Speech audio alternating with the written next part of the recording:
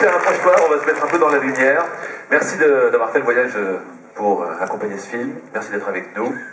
Comment ça va? Ça va bien. Ça va bien. Bel accueil. Je signale d'ailleurs que c'était le dernier film en compétition présenté ce matin. Cet après-midi, on sera un peu plus cool. On sera hors compétition. Oui, comment ça va? Parce que, encore une fois, voilà, là on voit bien que finalement il n'y a aucune aventure qui vaut la peine qu'on mette sa vie en danger. Non, voilà, quand ça ne tourne pas bien, eh bien, il faut mieux s'arrêter et rentrer. D'ailleurs, il y a quelques jours, j'ai reçu le prix de la SNSM, le sauveteur en mer. Ça m'a fait vraiment plaisir parce que, justement, d'avoir su faire demi-tour au bon moment. Alors, oui, on peut. Le succès n'est jamais garanti quand on s'élance dans ce type de voyage. On voudrait avoir des nouvelles quand même un petit peu de l'équipage. Il en est où le terrien? Mais le terrien, il continue à vendre des fruits et légumes. Et il repart pas avec moi pour la prochaine fois, vu qu'il va être papa dans quelques jours. Donc il a décidé de ne pas repartir. Et donc je suis à la recherche d'un nouvel équipier. Et je repars l'été prochain avec un nouveau bateau et un nouvel équipier, malheureusement. Si vous êtes volontaire. Parce qu'en fait, là, en fait, tu es en train de chercher parmi les gens que tu connais. Tu l'avais embarqué comment, le terrien? Comment vous vous étiez connectés? Mais en fait, un peu par hasard, on a un copain en commun. Et on s'est rencontrés 2 heures. On a fait un petit tour avec Babouche, mon précédent bateau. On a fait un petit tour de bateau pendant 2 heures, mais vraiment pas plus. Après ça, je suis parti faire le passage du Nord-Ouest et au retour, je cherchais un équipier. Je lui ai téléphoné, je lui ai demandé si ça lui disait de repartir, vu qu'il a déjà fait à traverser l'océan Arctique, mais à pied. Et 2 heures, ça suffit.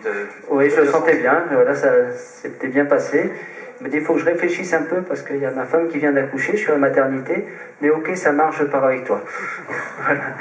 Ça s'est passé comme ça et puis voilà, ça a été un bon choix parce qu'on s'est vraiment très très bien entendu, c'était vraiment un super équipier.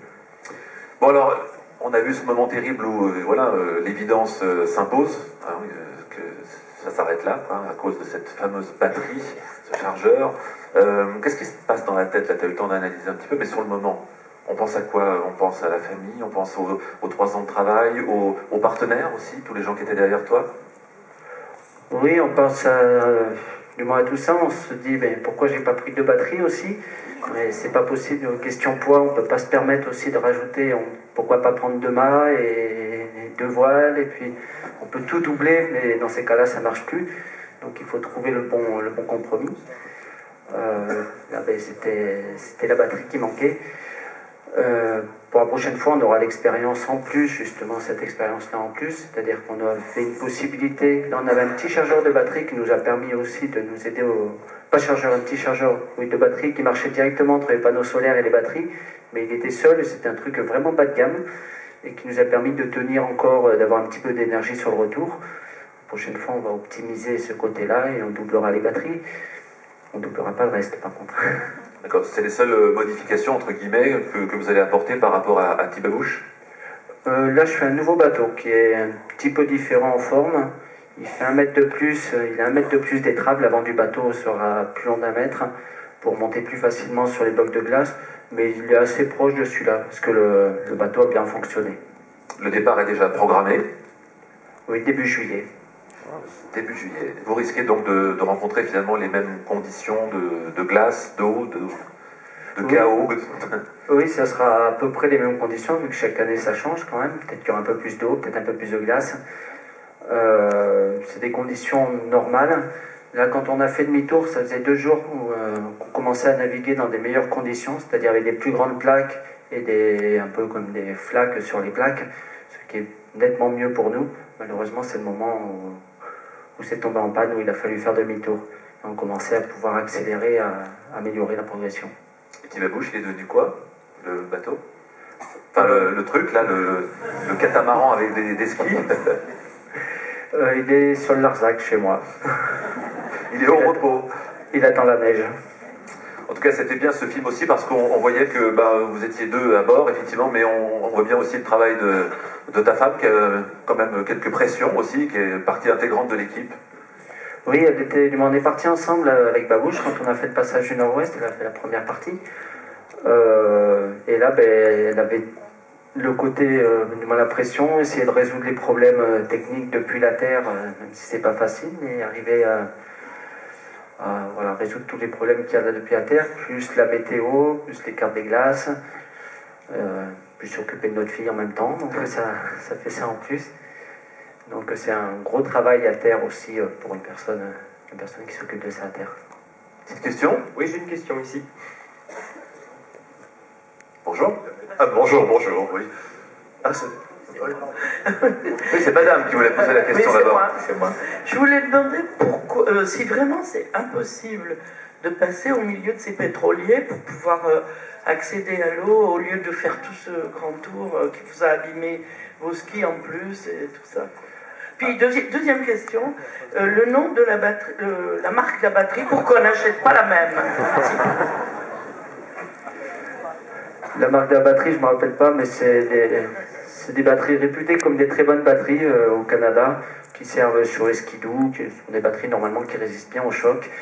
Bon, c'est un coup de malchance, il y a une batterie sur 10 000 qui lâche, et une batterie souvent elle lâche quand on a un accident en voiture par exemple, mais là c'est un peu comme si on prenait 10 accidents par jour, tellement ça colle sur la glace.